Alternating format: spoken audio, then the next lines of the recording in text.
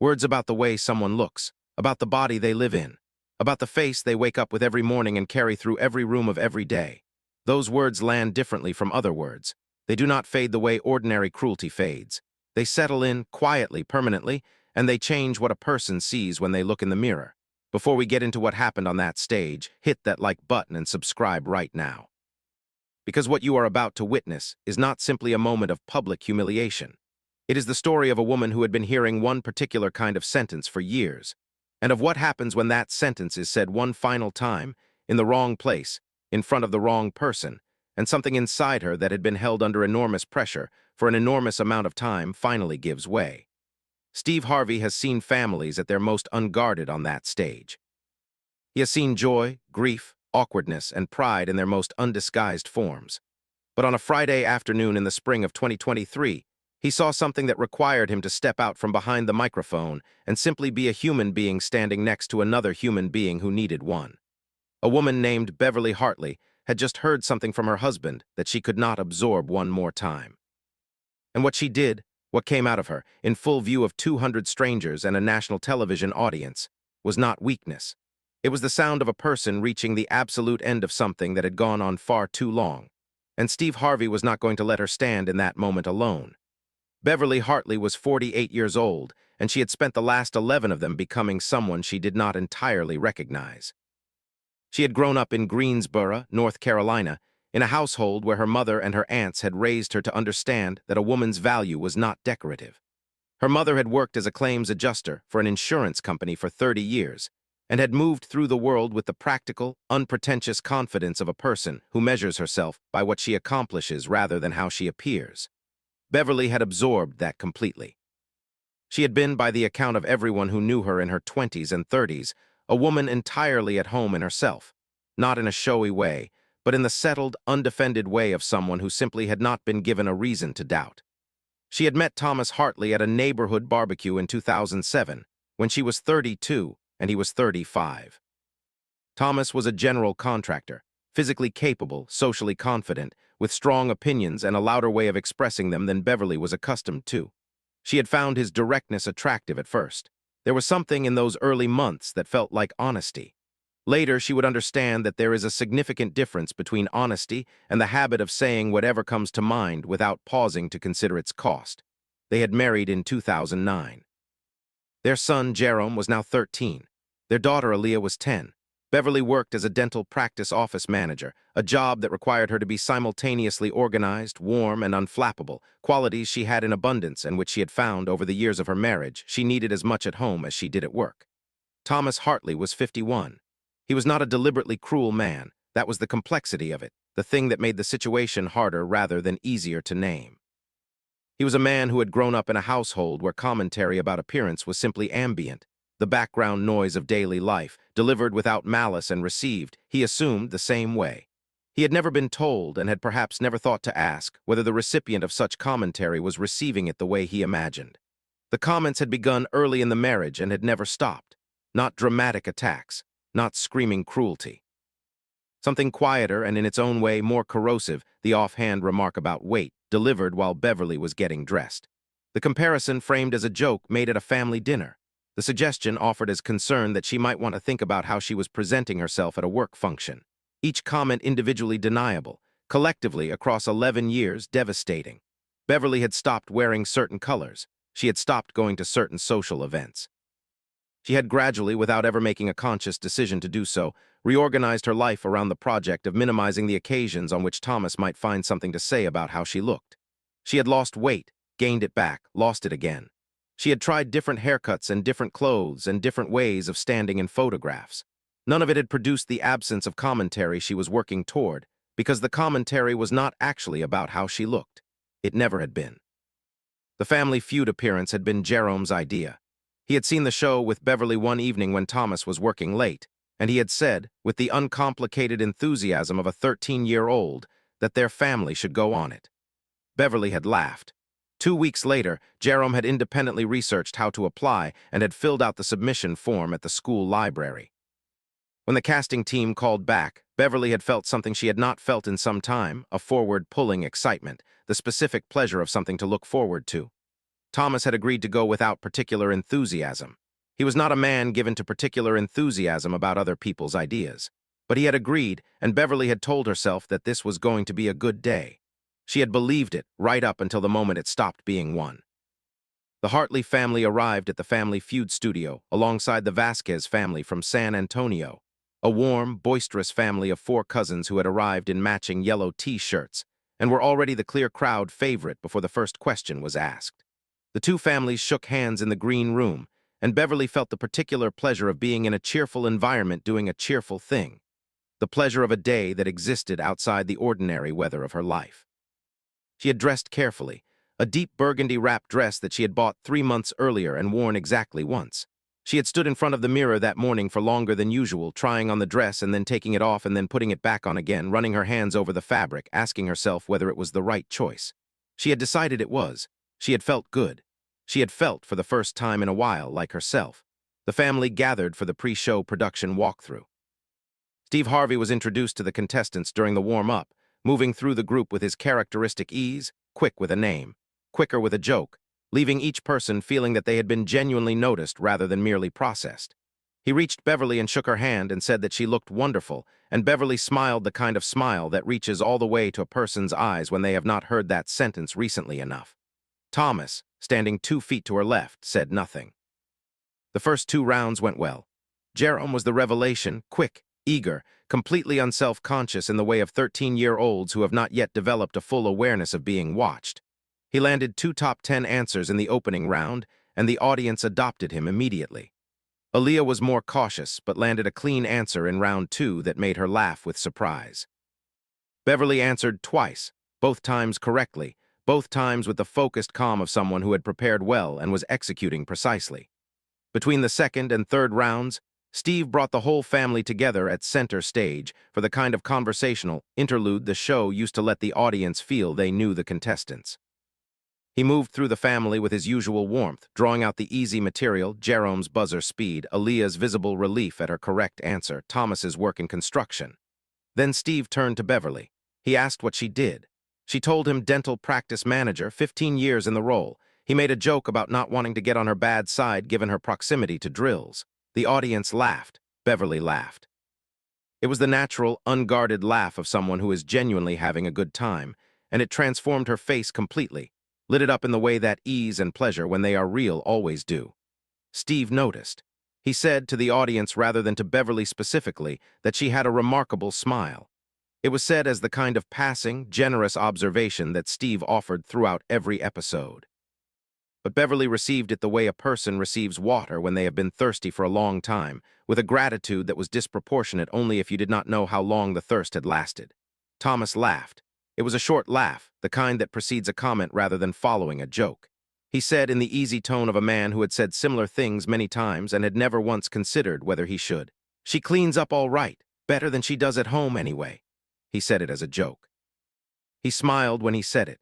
He looked at the audience the way a man looks at an audience when he expects them to be on his side. The audience was not on his side. The silence was immediate and specific, not the general quiet of a moment that has not landed, but the particular stillness of a room that has understood something the speaker has not. Beverly's smile disappeared. Not slowly, the way a smile fades when something is merely awkward. Immediately, like a light being switched off. She turned her face slightly away from Thomas and toward the middle distance, and what settled onto her features in place of the smile was an expression that told a story much longer than the afternoon. The story of every time this had happened before, in every room it had happened in, across 11 years of this specific, accumulating diminishment. She held it together for approximately 8 seconds. Then she did not. Her eyes filled. Her shoulders came forward slightly. She pressed one hand to her mouth in the gesture of a person trying to contain something that has already exceeded its container. And then, quietly and completely, with 200 people watching and the cameras running and nowhere in the room to go, Beverly Hartley began to cry. Not the brief, manageable tears of a touched moment. The deep, effortful, full-body crying of someone who has been holding something for a very long time and has run out of the strength to hold it any further. Jerome looked at his mother, and then at his father with an expression that no 13-year-old should have to produce. The expression of a child who has seen this before and knows exactly what it is, and is too young to have any idea what to do with the knowledge. Thomas looked at Beverly with the expression of a man who is surprised. which told the audience, more clearly than anything else could have, that he had genuinely not understood what his sentence would do. That was, in its own way, the hardest part to witness, not cruelty but the absence of imagination. Steve Harvey set down his cue cards. He did not signal to the production team. He did not call for a break. He walked directly to Beverly, slowly and without hesitation, and he stood beside her in the specific way of a person who has decided that proximity is the first thing required, not words, not action, but simply being present in the immediate physical space of someone who is struggling. He waited. He let her cry without rushing her, without filling the silence with anything, for a full 30 seconds that felt in the room like considerably longer. The audience did not make a sound. Then quietly he said, "Take your time, we're not going anywhere." Beverly pressed her hands to her face. She took several breaths. She was clearly working, the visible, physical effort of a person who is trying to reassemble themselves in public, and the audience watched that effort with the collective held breath of people who understood that they were witnessing something genuine and did not want to disturb it. Steve stayed beside her. He did not touch her arm or put a hand on her shoulder. He simply stood there, close enough to be a presence, far enough to give her room, in the way of someone who has understood that what is needed at this moment is not rescue but company. After a moment, Beverly lowered her hands. Her eyes were red. Her makeup was compromised. She looked directly at Steve with the expression of a woman who is mildly mortified and deeply exhausted, and somewhere beneath both of those things, relieved. "I'm sorry," she said. "I don't know why I'm sorry." "Don't you apologize," Steve said immediately. His voice carried no performance. "Don't you apologize for 1 second." He turned to the audience. "I want to ask everybody in this room something," he said. "How many of you have ever been in a situation where someone said something about how you look in public in front of other people that they thought was funny, and it wasn't funny? It wasn't funny at all." The response from the audience was not a show of hands. It was something more unguarded than that, a murmur of recognition, a visible collective nodding, the sound of a room full of people accessing a specific memory they had not expected to access on a Friday afternoon at a game show taping. Steve turned back to Thomas. He looked at him for a moment without speaking, a long, level look that contained neither aggression nor gentleness, but simply the full, unbroken attention of a man who has something important to say and is going to be sure the recipient is actually listening before he says it. "Thomas," he said, "I'm going to ask you something, and I need you to hear the question before you answer it. Not the words of the question behind the question. All right?" Thomas nodded. He had the look of a man who had arrived at a game show expecting to have fun and was now somewhere he had not anticipated being. "When is the last time you told your wife she was beautiful, not clean up all right, not better than usual, beautiful? When is the last time you said that word to her and meant it?" Thomas opened his mouth. He closed it again. He looked at Beverly. Beverly was looking at the floor in front of her, and her stillness had the quality of a person who has asked themselves this question many times in private and has known the answer for a long time. The silence stretched. It was the kind of silence that functions as its own answer. Steve turned back to Beverly. When he spoke, his voice had changed register entirely, quieter, more direct, the voice he used when he was not hosting but simply talking to a person. "Beverly, can I tell you what I see? Not as the host, as a man standing 3 feet away from you." He paused. "I see a woman who came in here today in a beautiful dress and who lit up this room when she smiled 10 minutes ago and who is clearly carrying something that nobody in her daily life has thought to put down for her. And I am sorry that this is the room where it came out. But I am not sorry it came out, because you deserve to have it come out. You deserve to have somebody say out loud in front of people that you are enough. Exactly as you are, on a Friday afternoon, on a stage with your mascara running. You are more than enough."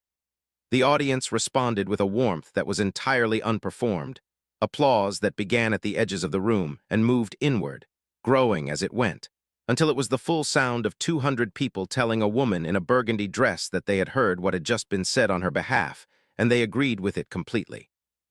Beverly's face, which had been pressed into the careful neutrality of someone trying not to cry again, gave way entirely. She laughed and cried simultaneously, the specific, involuntary combination that happens when relief and grief arrive at exactly the same moment. Jerome stepped forward and put his arm around her waist. Aaliyah took her hand. Thomas Hartley stood with his arms at his sides and his face open in the way of a man who has been shown something about himself that he cannot now unsee. He was not defensive. He was not performing remorse. He looked with an honesty that may have been the most genuine thing he produced all afternoon, like a man who has just understood something that he should have understood a very long time ago. Steve let the room settle. Then he looked at Thomas and said quietly, "Go stand with your family." Thomas walked to Beverly and stood beside her. He did not say anything. He put his hand on her shoulder and she let him leave it there, which was its own kind of statement, its own small, complicated act of grace. The Hartley episode aired 7 weeks after the taping. By the following morning, the clip of Steve's question to Thomas, "When is the last time you told your wife she was beautiful, not clean up all right, beautiful?" had been shared 9 million times. By the end of the first week, it had been translated into 11 languages and broadcast in some form in 17 countries. The response divided itself broadly into 2 streams. The first was the recognition stream, the millions of women who wrote, across every available platform, to say that they knew exactly what Beverly had felt when Thomas's comment landed, that they had worn their own version of the burgundy dress, that they had stood in their own version of that room and absorbed their own version of that sentence, and had smiled through it with their own version of Beverly's practiced, disappearing smile. The volume of that recognition was not surprising to those who study these patterns. What was notable was its geographic and demographic range, women of every age, background, and circumstance, reaching for the same language to describe the same specific private wound. "I watched Beverly's face when her smile went off," one woman wrote, "and I knew exactly when it went off and exactly why, because I have felt my own face do that. I did not know other people had seen it. I thought it was invisible. It was not invisible. It was just that nobody was standing close enough to name it." The second stream was the response of men, a smaller volume but unusually candid. Men who wrote to say that they had watched the clip and had felt the particular discomfort of recognition from the other direction, that they had heard Thomas's comment and had known immediately that they had said something similar to someone in their own lives and had laughed in the same way and waited for the same laugh that did not come. Several wrote that they had shown the clip to their wives or partners without being asked to, and that the conversations that had followed were overdue. Beverly Hartley gave one interview, conducted by a writer for a women's health publication, 6 months after the episode aired. She spoke with a directness that surprised some readers and was entirely consistent with the woman visible on screen. She said that what had happened on the stage was not something she had planned. She had not gone there intending to break down. She had gone intending to have a good day, to win some money, to give her children a memory they would talk about. What had happened instead was that 11 years of accumulated weight had found an exit point, and the exit point had turned out to be a game show stage on a Friday afternoon, which was not how she would have chosen it if she had been given the choice. But she said that she was grateful for it. Not grateful for the pain of the moment, but grateful for what the moment had produced, which was a conversation with Thomas that they had needed to have for years and had not known how to begin. She said the conversation had been long and not entirely comfortable, and that they were, at the time of the interview, working with a couples therapist. She said she did not know how it would resolve. She said she had decided to stop predicting the resolution and focus instead on the honesty of the process. "For a long time," she said, "I made myself smaller in the hope that if I took up less space, there would be less of me to criticize. That is not a strategy. That is just a slow way of disappearing." What that afternoon gave me, what Steve Harvey standing next to me gave me, was the first time in years that someone looked at me at full size and said that full size was fine, more than fine. And once somebody says that to you in front of people, you cannot entirely unhear it. It changes the internal conversation. She said something else that became the most quoted line from the interview, and that was shared widely in the weeks following its publication. She said, "My son is 13. He was standing on that stage when his father said what he said, and he was standing on that stage when Steve Harvey said what he said. I think he learned more in those 5 minutes about how a man should speak to a woman than he would have learned in 5 years of me trying to teach it to him at home. I cannot put a value on that." Jerome Hartley, who was 13 and therefore not interviewed, was reported by Beverly to have handled the episode with a maturity that moved her. He had not asked many questions. He had, the morning after the episode aired, come downstairs before school and told his mother she looked nice. He had said it simply, without making anything of it, in the tone of someone who has decided a thing is worth saying and has said it.